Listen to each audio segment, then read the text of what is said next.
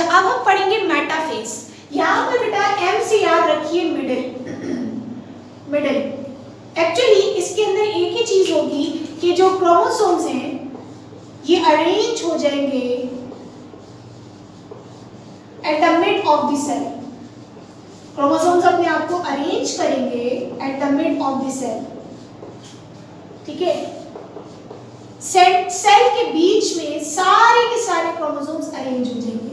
How, मैंने आपको बताया था कि स्पिंडल फाइबर्स का काम क्या है कि क्रोमोसोम्स को अपने साथ अटैच करते हैं। अब देखिए, एक क्रोमोसोम के साथ दो स्पिंडल फाइबर हैं, एक अपर साइड पर एक लोअर साइड पर।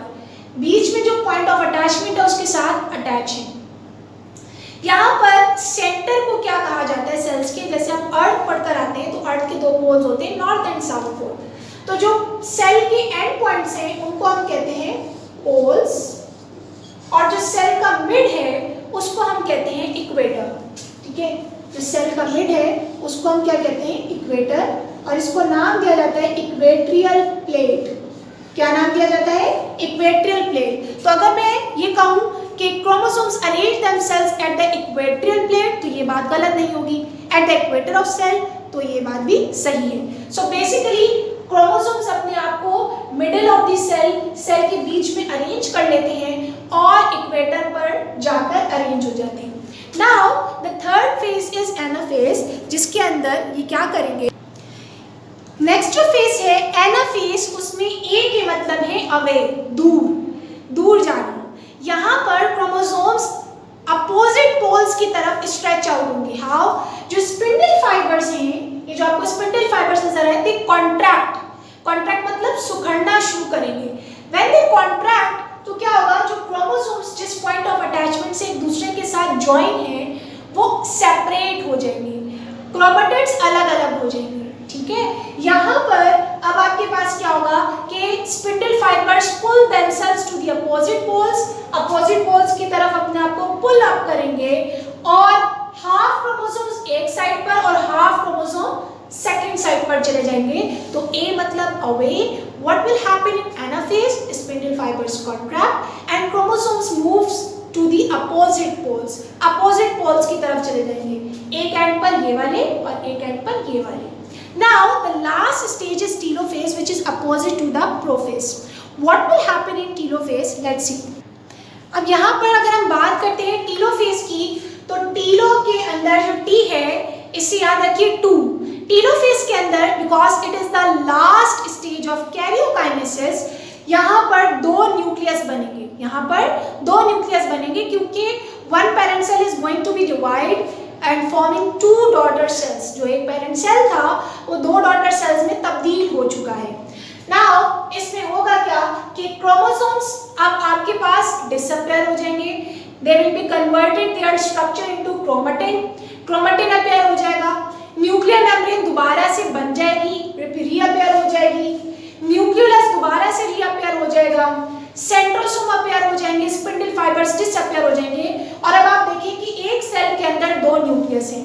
सो at the end of karyokinesis हमें 2 न्यूक्लियस मिलेंगे। जैसे ही टीलोफेज कंप्लीट होगा, द साइटोकाइनेसिस बिगिंस, और उसमें क्या होगा, सेल डिवाइड होगा। हाउ, साइटोकाइनेसिस में क्या होगा कि प्लांट सेल के अंदर अलग होता है साइटोकाइनेसिस, और एनिमल सेल के अंदर अलग होता है। प्लांट सेल के अंदर यहाँ बीच में प्रोटीन से मिलकर एक प्लेट बनती है जिसको हम सेल प्लेट का नाम देते हैं।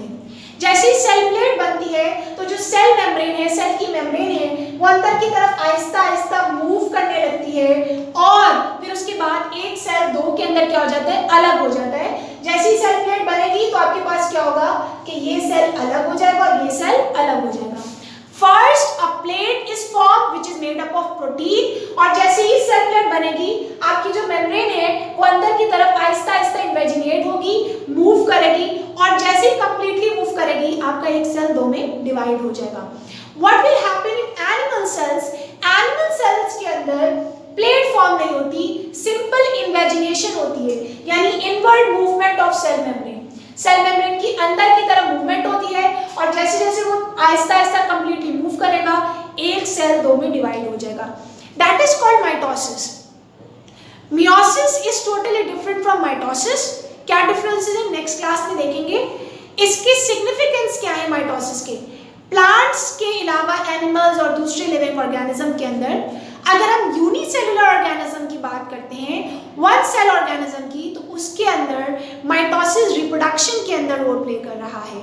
सेकेंड थिंग, माइटोसिस की अगर हम बात करते हैं तो जो मल्टी सेलुलर ऑर्गेनिज्म है लाइक प्लांट्स, एनिमल्स, उनके अंदर ये सेल डिवीजन में यानी कि ग्रोथ के अंदर रोल प्ले कर रहा है। जितना हमारा सेल डिवाइड करेगा उतनी हमारी ग्रोथ बढ़ेगी। जैसे जैसे हम बूढ़े होते जाते हैं, एजिंग की वजह से सेल डिवीजन कम होती जाती है। जब हम छोटे होते हैं तो सेल डिवीजन ज़्यादा होती है क्योंकि उसमें ग्रोथ ज़्यादा हो रही होती है। वक्त के साथ साथ सेल डिवीजन कम होती जाती है। इसके अलावा ग्रोथ के अलावा हीलिंग, यानी अगर आपका कोई टिश्यू डैमेज हुआ है, आपको कोई चोट लगी है, आपको कोई जख्म हुआ है, तो आपके पास जो टिश्यूज़ की हीलिंग है, उस जख्म को हील अप करने के लिए भी हमारे सेल डिवीजन का काम होता है। जैसे कि अगर आपको कोई बर्न हो जाता है, जल जाते हैं आपकी स्किन, तो वो दोबारा से वापस आ जाती है, ठीक है। अगर आपको कोई जख्म लगता है तो वो ख़त्म होकर निशान छूट जाता है या निशान गायब हो जाता है। तो सेल डिवीजन की वजह से वो स्किन वापस आती है, वो सेल डिवाइड होते हैं और वहाँ पर वो न्यू सेल्स जो है वो अपनी जगह लेते हैं। So that is the whole process और इसको हम माइटोसिस कहते हैं। आई होप कि आपको ये लेक्चर बहुत अच्छे से समझ आया होगा।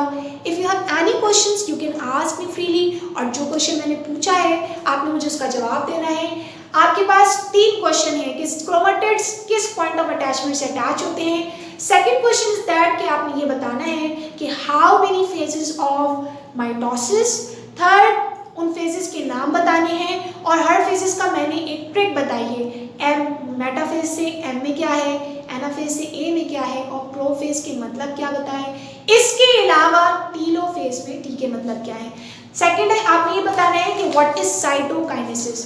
तो आज के लिए हम लोग अपना लेक्चर यहाँ पर ख़त्म करते हैं। फीडबैक आपने इन क्वेश्चंस का लाजमी देना है। I will wait for it. तब तक के लिए